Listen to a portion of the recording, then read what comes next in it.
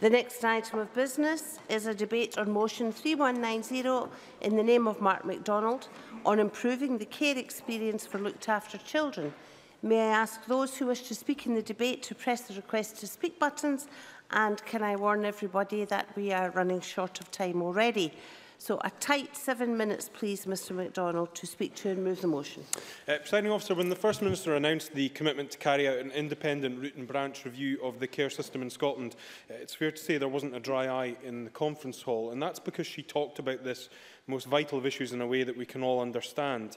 There are three fundamental aims at the core of this commitment. First, the review will be driven, uniquely, by those with experience of care. So I can advise Parliament that the group to be appointed to drive forward and lead the review will include people with care experience, so their voices and views are heard at its very heart.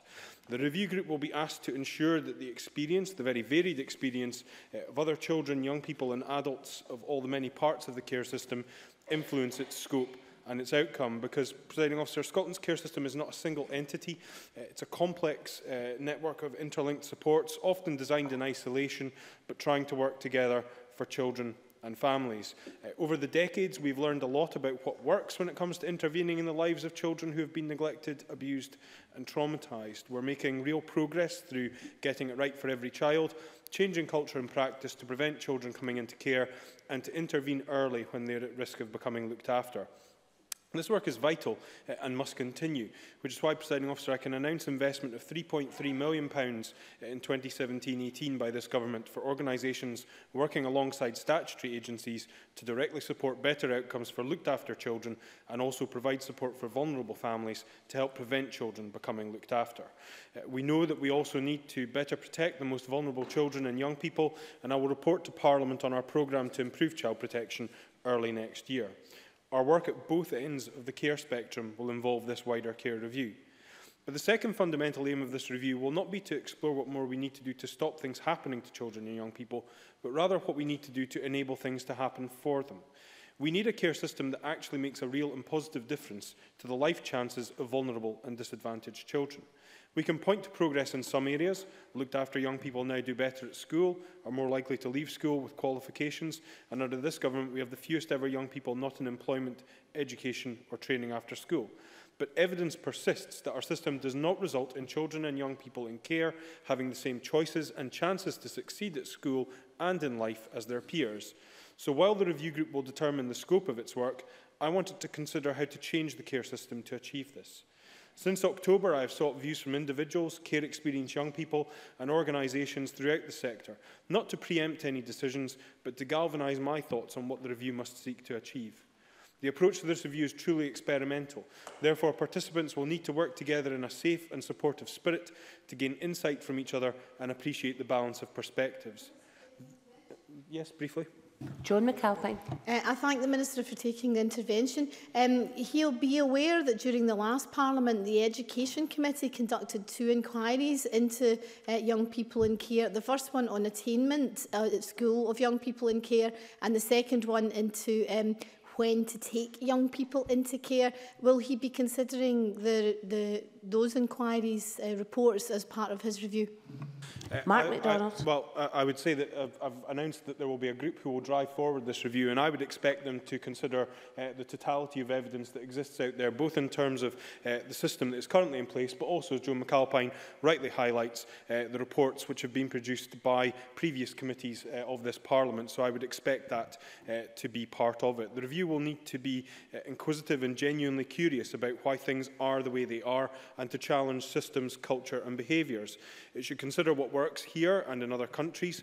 In particular, I want the review to consider how we might continue to build on the Permanence and Care Excellence programme, which has successfully used improvement methodology to reduce drift and delay in the system, and to advise on how to actually realign children's services for long-term impact. That's why I'm happy to accept the Conservative amendment today to acknowledge that elected members have a significant role to play in the care system as corporate parents of looked after children. They need to hear what care experienced young people have to say about how they are currently being parented corporately and what needs to change. I want to include elected members in this review, but I will also expect them to play an active role and come ready to consider fully how they can fulfil their statutory obligations differently and more effectively. I'm sure they would want to contribute their thoughts on how we free up current resources, people, budgets, facilities and services to encourage more innovative thinking and more empowered leaders. Where the review group identifies opportunities for change, I make this commitment. I will not wait for the review's final report. I will act to implement those changes as soon as they are recommended. Presiding Officer, I hope we can agree across this chamber that we should be seeking to create a 21st century care system with the needs of children and young people at its core. Listening to the voices of care experienced people will be key, but we have listened to their views and experience before. And frankly, with each legislative reform, new policy and change in practice, we have failed to hear what children and young people in care tell us, or at least we have failed to create a system which delivers the one thing they crave more than anything else. Children and young people do not just want a care system that supports them. Yes, they want to feel safe and secure, and there are many parts of the system which achieve that. But they also want to feel and be loved. It is the most simple and basic notion, yet most complex thing to achieve. And this is the third fundamental aim of the review. To consider how we not only give our most vulnerable children a care system which better supports their needs and enables their interests, but how to ensure it also gives them a sense of family and of belonging. Presiding Officer, in moving the motion in my name, I ask Parliament to agree that we commit today to working together to share the ideas that exist across this chamber and views with this review, to create a care system for Scotland in which children are loved, to give them the childhood and life chances they deserve. Thank you, Minister. I now call Jeremy Balfour to speak to and move Amendment 3190.2. No more than 6 minutes, please, Mr Balfour. Thank you, Deputy Presiding Officer. And can I remind the Chamber that I am a City Councillor here in Edinburgh. Can I thank the Minister for bringing this debate forward and also for accepting, as I move the amendment, in my name. There is no more important matter than the care and safety of our children. We have to address the issue with knowledge that if we fail, the results can be heartbreaking for young people, for families and for society. All research shows us that those who come from a vulnerable start in life are far more likely to have experienced neglect, abuse, which can lead to attachment issues and adverse outcomes in adulthood. I acknowledge that the statistics for looked after children are improving, as the Minister has already said in his opening speech. However, the Scottish Government acknowledges that life chances for young children and young people have looked and still remain poor, particularly in regard to employment after the age of 16. And I think this group needs to look at not only what happens to a child in the younger ages, but what happens once they leave the care system in regard to further education or employment. Therefore, we as a group, as a party, welcome the independent review of the Scotland's care system and support the requests made by the government. Scotland needs to include, as the Minister has already said, all stakeholders. It's important that the review looks across the whole system to understand how agencies successfully and unfortunately unsuccessfully collaborate to develop a system of care based on the individual need and background of a child, and how that experience as a child can shape them in adulthood. Can I suggest it's also vital that at the heart of this independent review, that it listens without prejudice to the care experience of children and young people. They are the experts of the care system, and it is imperative that they are involved and provided with a platform to describe their journey through the care system, both for positive and adverse experiences. As I said already, I am a city councillor here in Edinburgh, and I have to confess I think there is a lack of understanding regarding this crucial role that elected councillors play in the care of looked after children.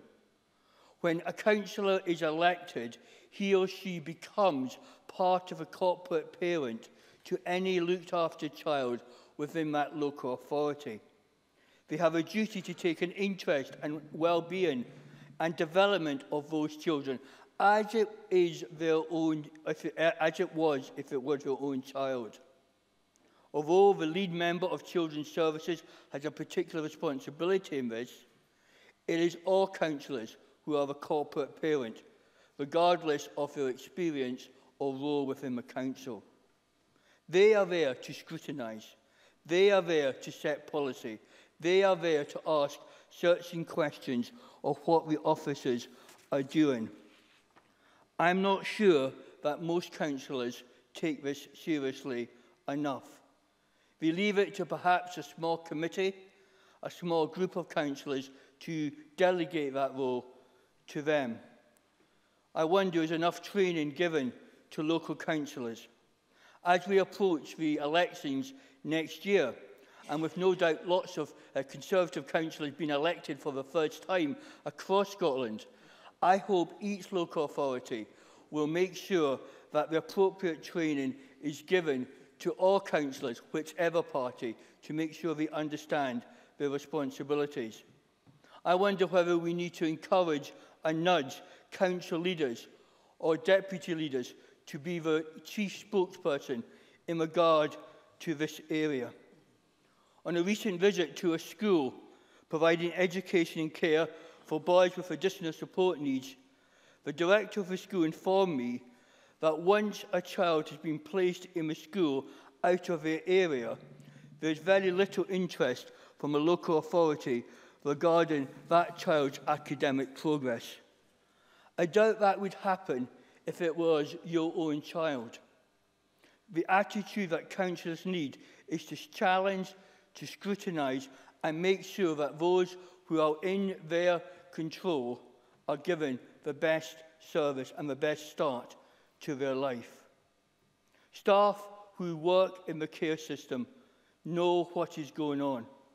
In my short time as an MSP, I have been hugely impressed and full of admiration for the staff and adults looking after cared for children.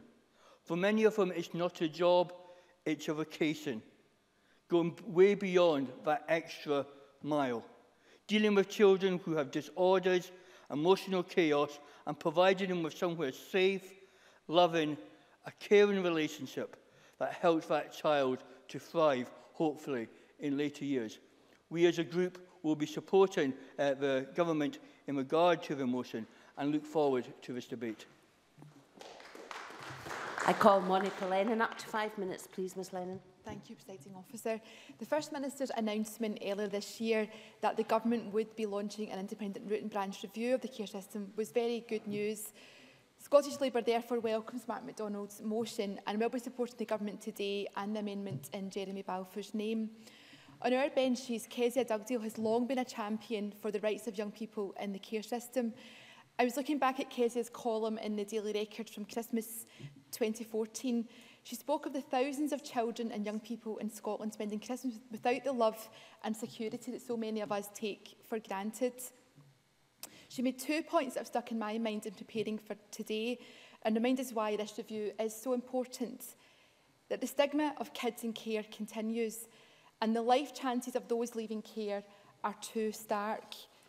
2 years on, the Independent Care Review promises to look at the underpinning legislation, culture and practices within the care system. Scottish Labour looks forward to working collaboratively with all parties involved in the review to ensure it leads to cared, experienced young people having both the love and the life chances they deserve. Today, I want to pay tribute to the determination of cared, experienced young people and those who support them, including Who Cares Scotland. They are making those with the power to do something about it actually listen to what the solutions are. And this is what has led to the great strides we've seen in recent years in relation to improving the care experience. Yet there is much more still to do. We owe it to all of the care experienced young people and carers in Scotland who have told us their stories to get it right. We welcome the Government's pledge to inform the review with the voices of care experienced people. We hope that the Government will be able to provide more details about how this will be taken forward. And I welcome what Mark MacDonald says today about properly hearing what young people are saying. Because it's important that we do proactively seek out voices which might not otherwise be heard. And this review must be inclusive, not only from those it will take evidence from, but also the scope which it considers. A whole system approach should look at the experiences of young people, children before, during and after care, because the care system does not exist in a vacuum, and for that very reason, neither can this review. It must be linked to more general work to tackle poor mental health and attainment, and reform must be linked to additional resources. The poor outcomes experienced by children in our care system are complex, often linked to their early experiences of abuse, neglect, or parental alcohol and substance misuse. It's simply heartbreaking that children in care are more likely to go to jail than to university, or that they are 4 times more likely than their peers to have a mental health problem. This type of inequality is unacceptable. And this is why Scottish Labour support positive measures such as providing free bursary support for looked after children going on to higher education and qualified counsellors for all secondary schools. This week I heard from a foster carer with over 20 years' experience who told me the one thing she felt that was vital to this review is ensuring that any changes are actually backed up by the resources needed. Local authorities and social work services play a vital role in providing support and care for looked after children. Earlier this year, Audit Scotland reported that social work services in Scotland are struggling. And last week's budget announcement that local authorities will be squeezed by another £327 million in the coming financial year will be a real worry to all involved. Reforming the culture and practice of our care system is welcome, as is the £3.3 million that Mark MacDonald announced today for the third sector. But it's vital that local authorities are given the ability to properly fund social services at the front line of the care system. We need to reform the care system so that the children at its heart are given the love and support they need to grow and flourish, rather than merely keeping them safe in a conveyor belt of bureaucracy until they reach the legal age of adulthood. Laura Beveridge from Who Cares Scotland recently gave a powerful account in Holyrood magazine of her own experience of care, one that moved me greatly and underlined exactly how vital it is that this review works for people in care. She wrote, "Everything I did was written down, recorded and analysed. I was taken out of school to attend reviews and children's hearings where big decisions about my life were being made by people I didn't know. I can't remember much about what was said at these meetings, but I can tell you what the colour of the carpet was, because that was my focus. We need to change the system so that children like Laura are given back control of their own life, allowing them to form loving relationships with adults who are invested in them and not just be the subject of endless meetings with workers with whom they have no real connection. That is no way for any child to have to grow up." You must close now, Ms Lennon. Thank you. I hope the points raised today can be fed into the ongoing review process so that the positive outcome can be achieved for all care experienced young people. Thank you. Now move to the open speeches. If no one exceeds 4 minutes, later speakers won't be penalised. Can I have Fulton McGregor, please, to be followed by Miles Briggs? Thank you, Presiding Officer. I come to this debate having some experience of working with looked after children, and I have seen firsthand the effect that spending time in care, the care system can have. So I'm absolutely delighted, as others have said, that the Government is committed to a full root and branch review of the system. I also welcome the decision to include at the core of this review people who have been looked after in the past and those who are currently in care. It's important that all viewpoints are taken to ensure the correct changes are made to care in Scotland, and no one knows what improvements are required more than those who have been at the heart of the system. And I'm pleased, as Monica Lennon also mentioned, that Who Cares Scotland are backing the review. Presiding Officer, there are a lot of hard-working individuals in Scotland who devote their lives to helping children in care and sometimes make great personal sacrifices to better lives. The foster carers and adoptive carers who welcome children into their home and family, the children's unit workers who work unsociable hours and often in very challenging circumstances. And I'm glad that that fact has also been recognised by colleagues across the chamber. But this review will rightly focus on the views of those who have experienced care and hopefully serve to build upon and improve these services for now and for the generations to come. As has been said, I think we all would agree that every child deserves to feel loved, and any improvements we can make to the care system to make this happen, we should welcome that. I'd like to pay tribute to all the organisations who have been involved in this sector and who will contribute fully to the review. Many sent us briefings, and that was very much appreciated by myself. And as Mark MacDonald, the Minister, has already said, the Government is committed to supporting different agencies coming together, and there has been some successes of recent policies over the recent years, with 70% of children now going on to a positive destination, and that been up from 30% from 5 years ago. But I think everybody agrees more can and must be done, and I hope that this issue is one which will pass the political divide, and all parties will work together, not just today in the chamber, where everybody's making the right noises, but as we move forward as well.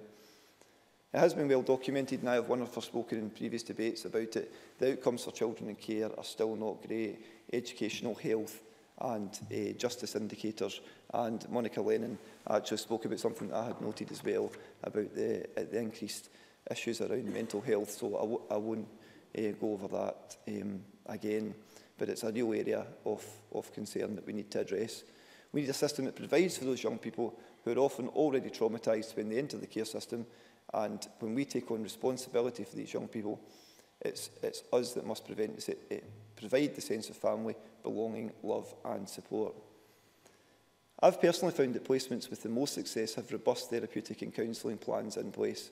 And I'd like to mention Edwina Grant, Chair of the Scottish Attainment in Action, who I've co-worked with in the past and who is seeking actually to be involved in the review. She strongly promotes that all children in care have a strong therapeutic relationship that builds a foundation between the child and the new attachment figure, and whether that's a foster carer or maybe a linked worker at the unit.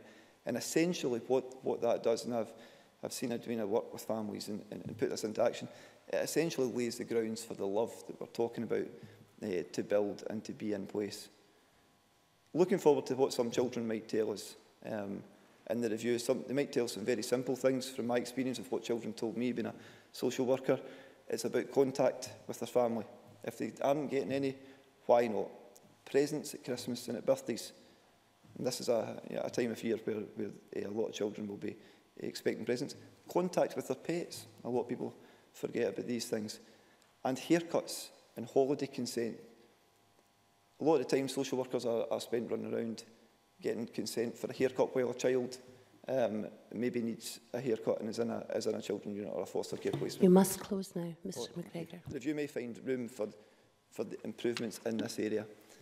I had a lot more to say, Presiding Officer, but obviously the time is elapsed. So this is the first review of its kind anywhere in the world. It's ambitious. You must close now, Mr McGregor. Thank you. Okay, thank you, Chair. I call on Miles Briggs to be followed by Pauline McNeill. Deputy Presiding Officer, I'm pleased to take part in today's extremely short debate, and I thank those organisations that have provided briefings for today's debate, including Bernardo's, Who Cares Scotland, NSPCC Scotland and the Life Changes Trust. Scottish Conservatives, as my colleague Jeremy Balfour said, welcome the review of the care system. All of us can agree that we need to do more for children in care and look at how we can improve the current system that sadly lets too many of Scotland's children down. The statistics for looked after children across the broad range of outcomes indicate starkly how big the challenge actually is. 7 times as many looked after children, school leavers, will have no qualifications compared to the average for all school leavers, while only 8% will receive 1 or more qualifications at SCQF level 6 or better, compared to a national average of 60%. Positive destinations after school remain significantly below the national average, and there's many and are very more likely to suffer, and people in care are very more likely to suffer from poor health and become homeless. Improving education for looked after young people and helping them go on to training or employment opportunities must be a real priority. Supporting children at the time they're leaving care is another area where I believe we must see improvement. I welcome what the Minister said today. Despite local authorities' statutory duty to offer aftercare to young people leaving their care, it's unacceptable that 26% of children leaving care continue to have no pathway plan, and 1 in 3 have no aftercare whatsoever. Listening to the voices of care experienced young people, is a key part of the motion today, and I very much agree with that and welcome the Minister's comments again in this area. As Bernardo's has suggested, listening to the views of young people at different stages of their journey should be included in hearing from children and young people who've had a positive experience in the care system, and we should build on the successes within the system and try to replicate them. The views of professionals working within the care system are also vitally important. And it's the mental health of looked after children which is a major concern for me in an area which I've been working on as my party's spokesman. It's a shocking indictment that looked after children are more likely to self-harm and attempt suicide.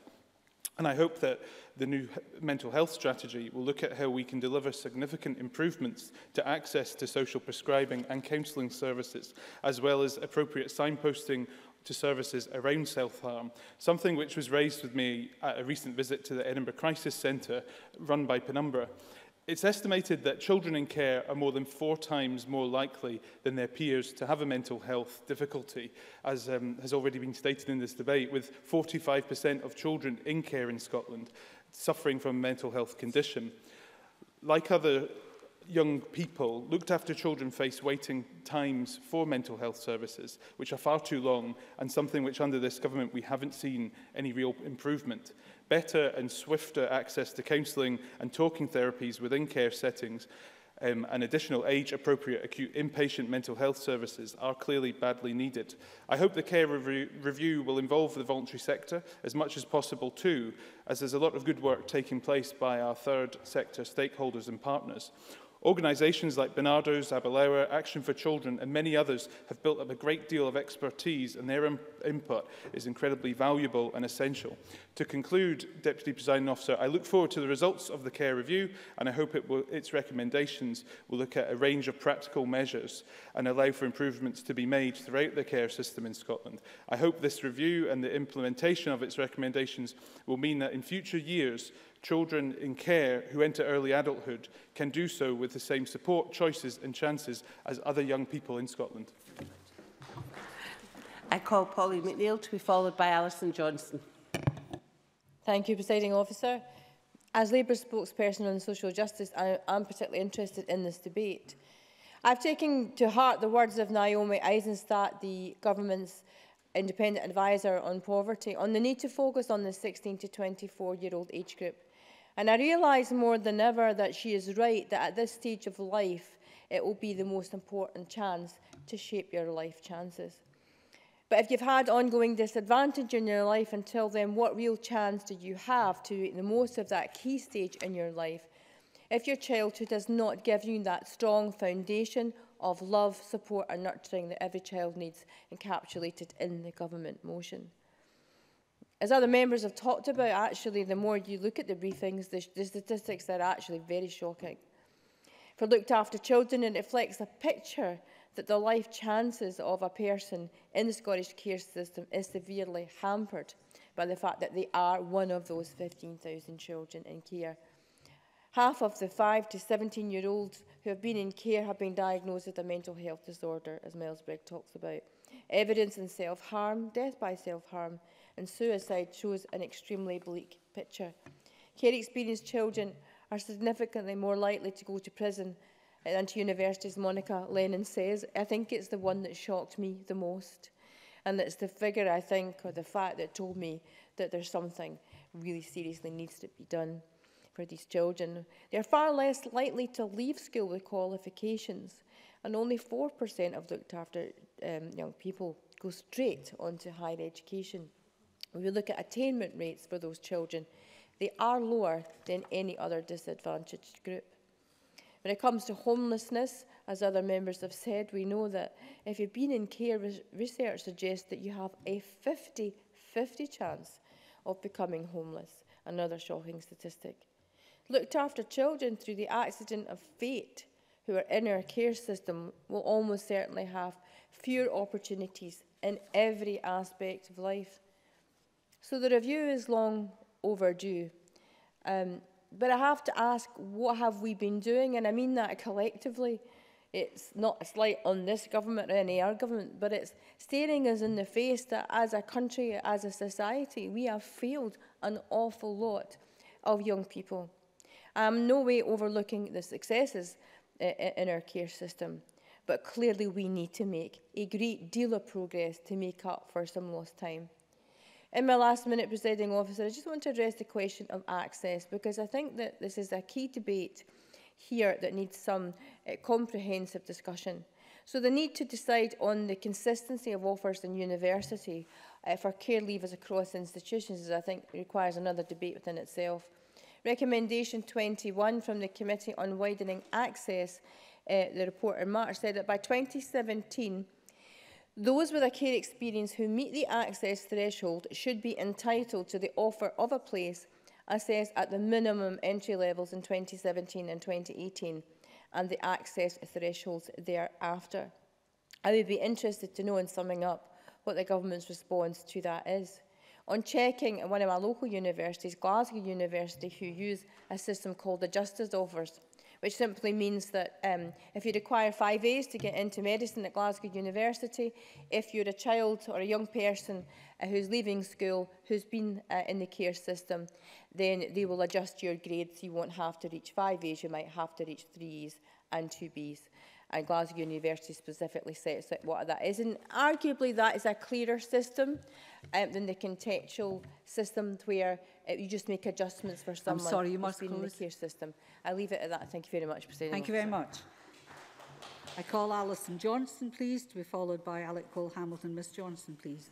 I'm grateful for the opportunity to take part in today's debate, Deputy Presiding Officer.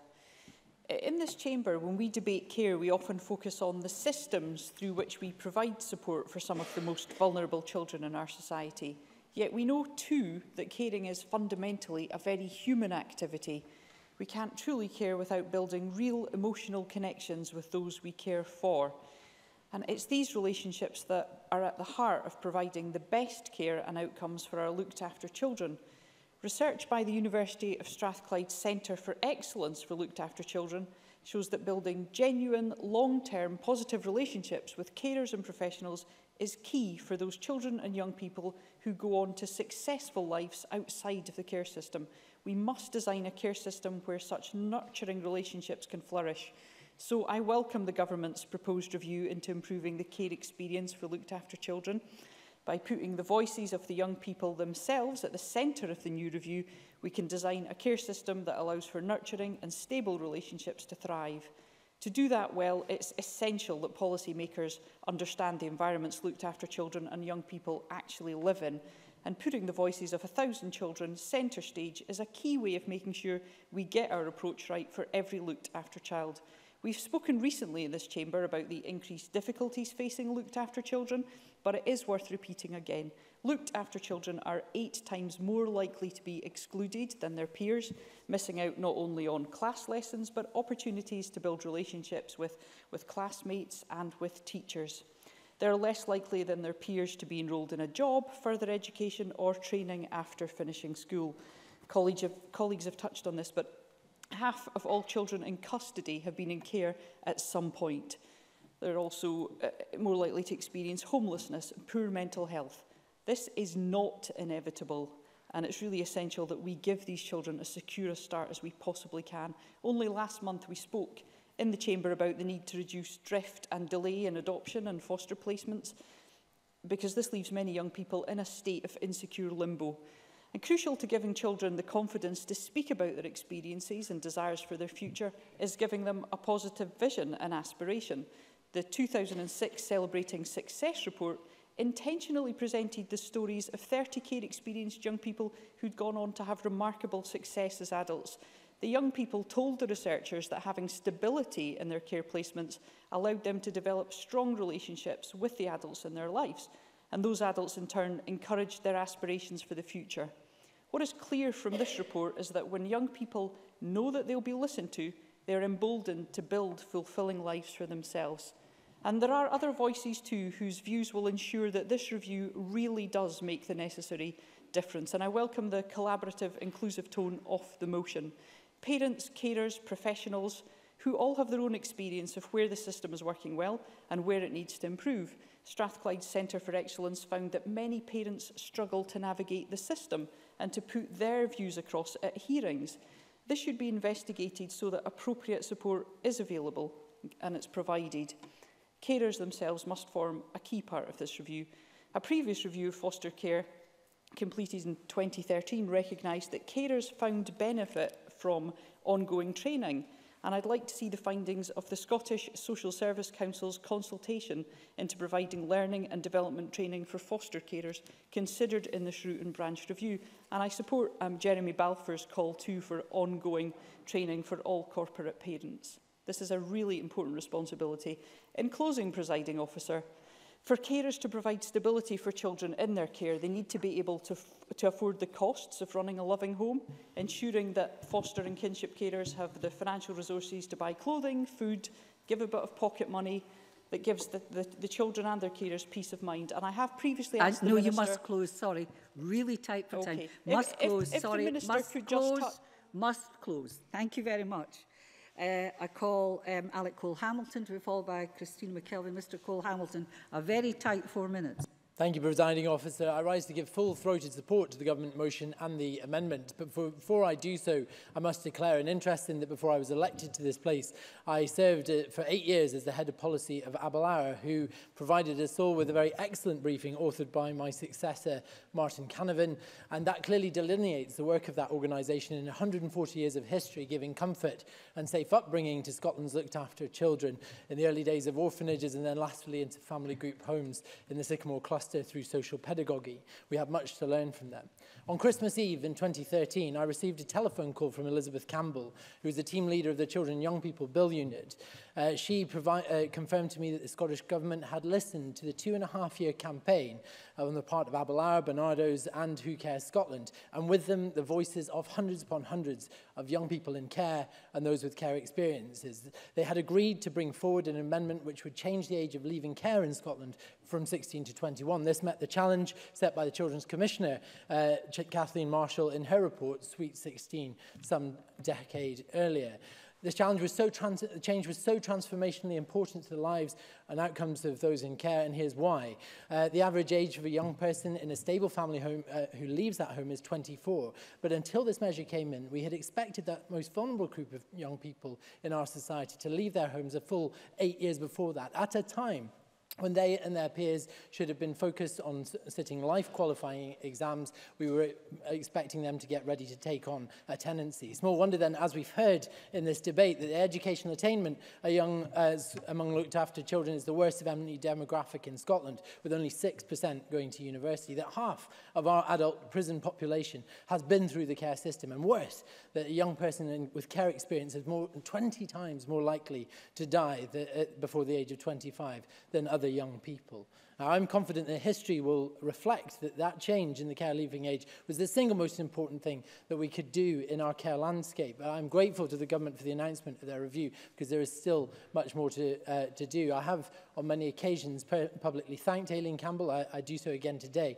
But I would like to break with convention and thank those civil servants, Elizabeth Campbell, David Blair, Kat Dugan, Sheila Carradine, Carolyn Uni, and even Special Advisor to the First Minister, Colin McAllister, who among other civil servants, worked with a quasi-religious fervour. So compelled were they by the testimony that they heard from the young people with care experience. Each of them acted in the finest traditions of public service and deserve our thanks. Presiding Officer, I am heartily glad that this government has now sought to build on this cross-party achievement in the review that formed the centrepiece of the First Minister's conference speech in Glasgow. Such a review is both timely as it is necessary. It shall be conducted with the full cooperation of these benches, because there's still yawning gulfs in provision. As we have heard at first contact, there is still an unacceptable drift and delay in many areas of Scotland between a child first becoming known to social work and a supervision order being brought in place. We need to do more for those young people looked after at home, which are the biggest cohort of looked after children, yet still manifestly experience the worst life outcomes. And finally, we need to do more to equip our teachers with a full understanding of the impact of trauma, attachment disorder and loss, and the impact that can have on a child's behaviour in the classroom. Presiding Officer, I can think of no higher calling in our role as parliamentarians than the discharge of our duties that we all share for the looked after people, those 15,000 children who on any given day find themselves in care in this country. It should rightly be a subject that we visit time and again in this country, in this chamber, with utmost regularity, and as such I congratulate the Government for bringing this motion forward tonight and assure them of our support. Thank you. Thank you very much, Mr Cole-Hamilton. An exemplar in keeping to time. I call Christine McKelvey, the last speaker in the open debate. Ms McKelvey, please. Thank you, Presiding Officer. Caring for our children, all of them, in whatever circumstances, is not just the responsibility of immediate family, but of government too, and of local government, as we've heard from Jeremy Balfour. And if we recognise that, and we do, that our children hold in their hands the future well-being of society, then we need to do everything we can to equip them for that task. And care is a vital part of the child protection system, and many young people in care I've spoken to have said that their experience was good and it was the right choice for them at the time. But more needs to be done to ensure that all children in care are healthy and safe, have the same opportunities as their peers and can move successfully into adulthood. Children's early experiences have a significant impact on their development and future life chances, and as a result, their experiences, both before and during care, looked after children are at greater risk than maybe their peers are. And according to the Life Changes Trust, the root and branch review of the care system signals one of the most profound commitments towards improving the care and protection of our young children, children and young people, by putting young people at the heart of change. And that's the key here. But whilst we recognise and champion the need for a lovable, stable, loving, stable relationship, Presiding officer, we've all seen the failures in the past that have led to the deaths of children in care. Baby P, Victoria Kalimbe are some that shocked me in my career in social care. Closer to home though, 30 looked after children died in Scotland between January 2009 and 2011, an astonishing number. The reasons for those deaths were not necessarily violent. Some were murdered, which is horrifying. Some with life-limiting conditions, but many to suicide and addictions. That really shouldn't allow us to be off the hook when it comes to looking after these children at all. So how do we do better? Bringing in the young people who have already shown their courage and strength, that's something we should do. Let them use their own personal experience to make the changes in legislation. Let's not say as adults we know what's best for you and actually they know what's best for them. Allow them to do that. That would be a good start. They have already played a part in shaping the Children and Young People Scotland Act, and they are the people who understand what being looked after actually means, both positively and negatively. And can I draw the Minister's attention to something I've drawn other Ministers' attention to over the past few months, and it's about supported accommodation. I have a Blue Triangle organisation in my constituency, and one action the Scottish Government could take now, because they now have the power, is to ensure that young people who are in supported accommodation receive an enhanced or supported housing benefit. Don't lose that benefit if they take up a modern apprenticeship or take up a low-paid job or go on a training course or go to college and university. They currently do lose that support, and losing that support means they lose the supported accommodation, and it's that 2 years that they need of that loving, holistic relationship to allow them to really thrive. So that's something I would really impress on the Scottish Government to take action on today if they can. Presiding officer, we need to turn the telescope around and stop thinking in terms of the needs of the system and turn to the needs of the children and young people and have those at our core. Most of us here in this place have been blessed with caring families and a positive home life, though probably not all of us. We all recognise how important that has been to us though. Imagine for a moment if it hadn't been like that. Can you guess how you would feel then? Angry, bitter, lost, isolated, unloved. Even if you've never experienced love, something you recognise the magnitude of what you are missing. So, today, Presiding Officer, the Scottish Government has a plan. They need to create that plan with actions. We need to ensure that children in care should feel loved, accepted, valued, wanted, and most importantly, listened to. And of course, they should be. Every child should get that opportunity. Please, just let's make it happen. Thank you very much. I turn to closing speeches. Daniel Johnson for Labour. Up to 4 minutes, please, Mr Johnson. I wouldn't dare do otherwise. Thank you, Deputy Presiding Officer. And let's see you put actions into words here. Oh, you're using up my time. Well, look, and on that say note, anything back to the chair while you're at it. On that note, I think the first thing to say is I think we have done a fantastic job of really doing justice to such an important subject in such a short amount of time. And I think it's always notable that when we discuss matters such as these to do with children and future generations, we always do seem to step forward and talk with a degree of consensus, because it's important, clearly, because as individuals, the importance of children and the way we bring them up is clearly important. But also, as policymakers, we are talking about the future generations and so forth, for that reason, the future of our country. And I think the one other thing that seems to find common cause across the benches in this chamber is the fact that we cannot tolerate accidents of birth giving rise to differences in opportunities in people's life chances. Indeed, as Monica Lennon pointed out, the fact that Kezia Dugdale is often quoting, it just cannot be tolerated that a child who has experienced care is more likely to go to prison than go to university. And indeed, other people have noted that. I think the fact that Scotland has brought forward the concept of corporate parenting is to be celebrated. It's right that we understand parenting as a collective duty, not just an individual one.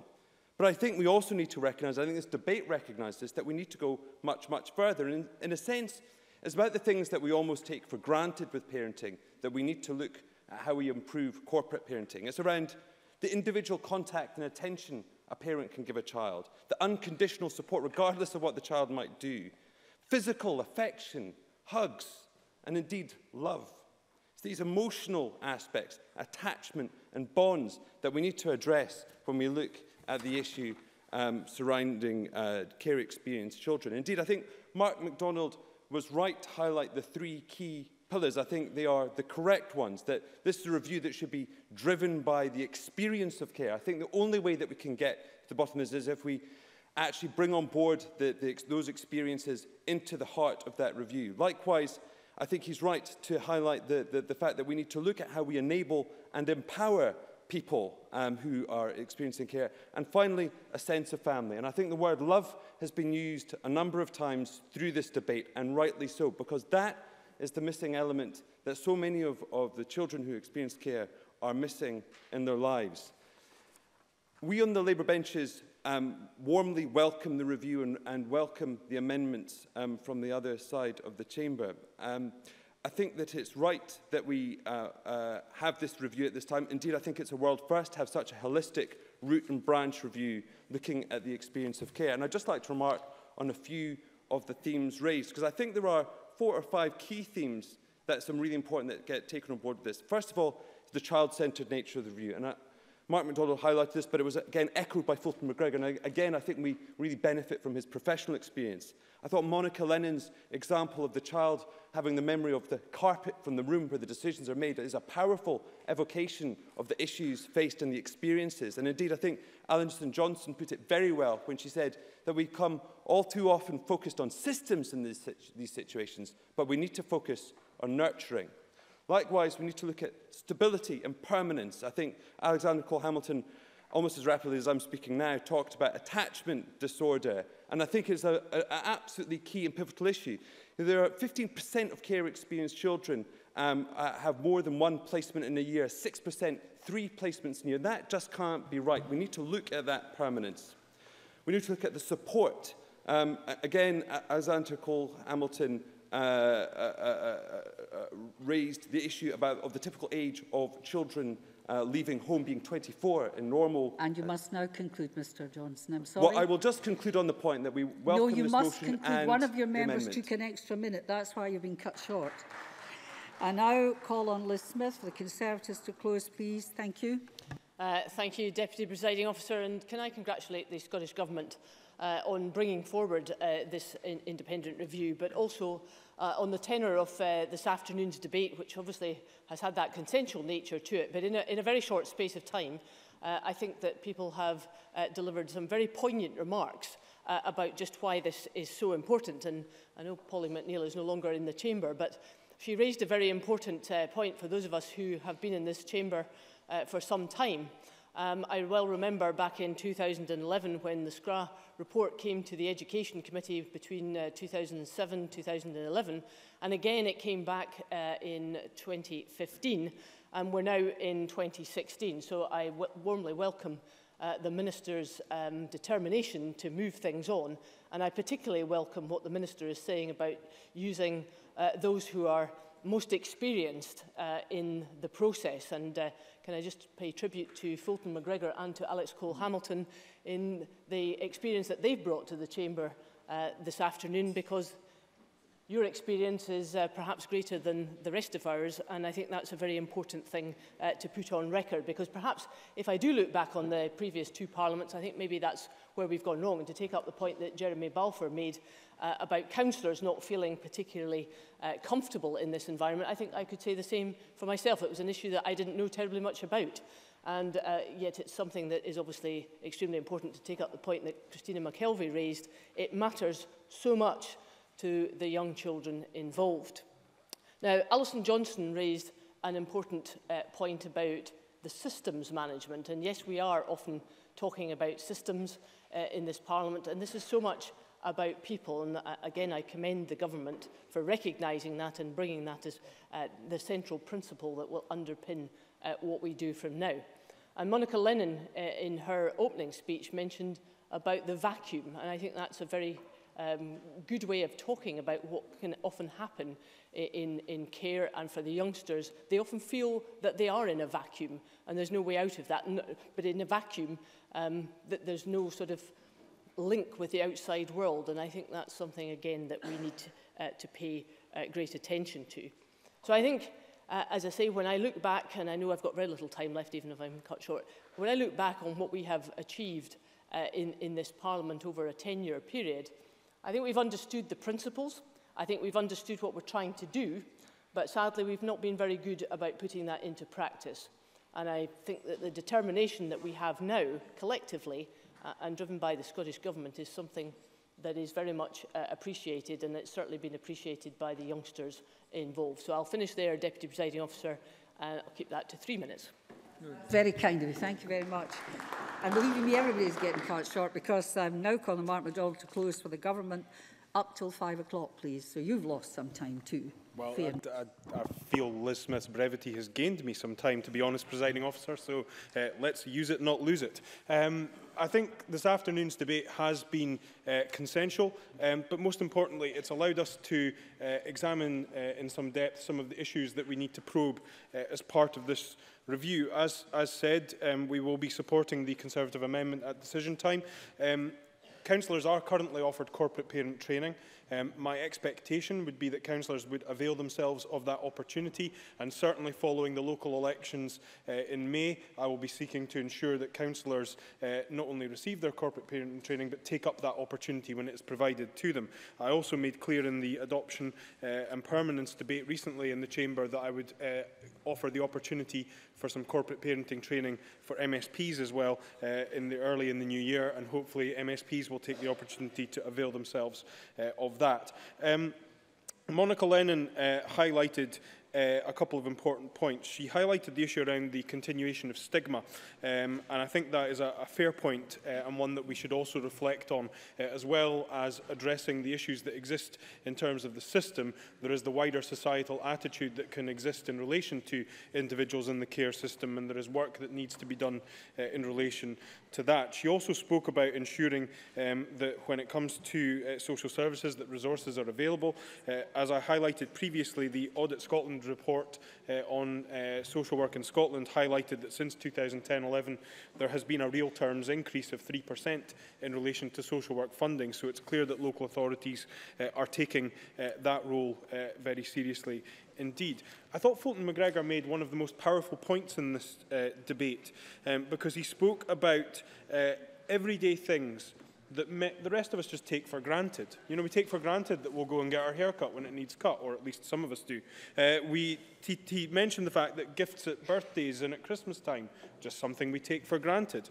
That holidays, going to doctors and dentist appointments, is something we take for granted. But for children in the care system, these are often tasks that require forms to be filled in, risk assessments to be undertaken, all kinds of onerous burdens that are placed, which result in the experience being somewhat less than the everyday. And I think that was a very powerful point that he made, and one that I'm sure will be a consideration as part of the work that the review group takes forward.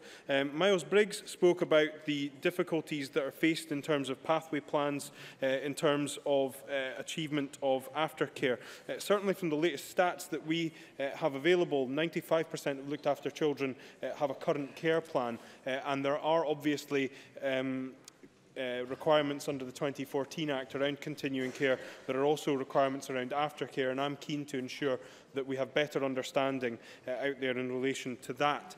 Pauline McNeill asked about the issues around widening access. This government accepted all recommendations of the Widening Access Commission, and we appointed a commissioner on Friday who will be responsible for ensuring that those recommendations are delivered upon. She also touched on issues around homelessness, and Christina McKelvey also touched on the issue around housing support for those in supported accommodation, many of whom will have come from a position of being looked after. I've had discussions with my colleague Kevin Stewart, the Minister for Local Government and Housing, in relation to the housing system and how it addresses support for individuals from looked after status. I'm happy to pass a copy of Christina McKelvey's speech to both the Minister for Local Government and Housing and also the Minister for Social Security, who will obviously have responsibility for looking at the areas that she's highlighted in relation to that. In relation to Alison Johnston's speech, she finished by talking about the text that the Greens had put forward as an amendment. I can say that had the Greens amendment been tabled, we would have accepted it, and I'm keen to explore how the issues it raises can be factored into the review.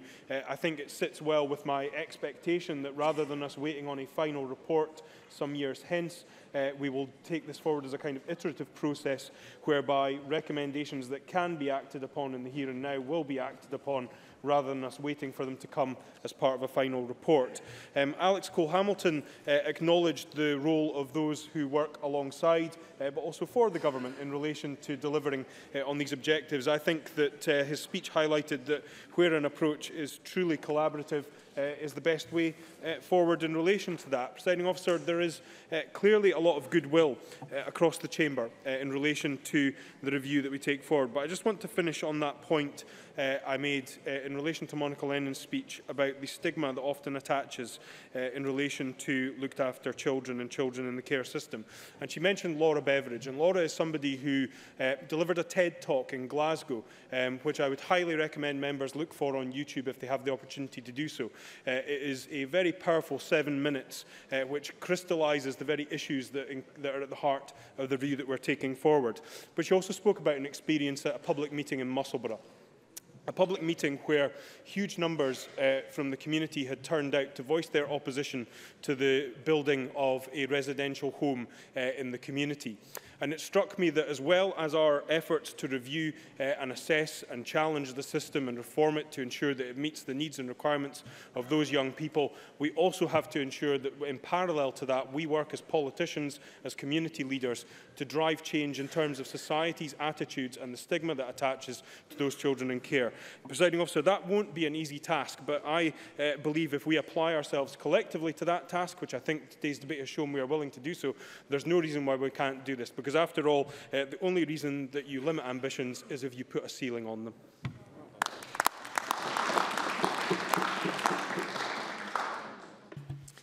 Thank you. That concludes our debate on the care experience for looked after children. The next item of business is consideration of legislative consent motion 3181 in the name of John Swinney on the Higher Education and Research Bill, and I call on John Swinney to move the motion. Moved, President. Thank you. Question will be put at decision time. The next item of business is consideration of business motion 3222 in the name of Joe Fitzpatrick on behalf of the Parliamentary Bureau setting out a revised business motion for tomorrow.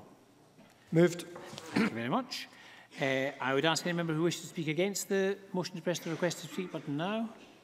No one has done so. I will put the question to the Chamber. The question is that motion 3222 in the name of Joe Fitzpatrick be agreed. Are we all agreed? Yes. We are agreed. We come to decision time. The first question is that motion 3173 in the name of Ruth Davidson on a motion of condolence be agreed. Are we all agreed? Yes. We are. The next question is that amendment 3190.2 in the name of Jeremy Balfour, which seeks to amend motion 3190 in the name of Mark MacDonald, be agreed. Are we all agreed? Yes. We are all agreed. The next question is that motion 3190 in the name of Mark MacDonald on improving the care experience for looked after children be agreed as amended. Are we all agreed? Yes. We are agreed. And the final question is that motion 3181 in the name of John Swinney on the Higher Education and Research Bill be agreed. Are we all agreed? We are agreed. That concludes decision time. We'll now move to members' business in the name of Kezia Dugdale, and we'll take a few moments just to change seats.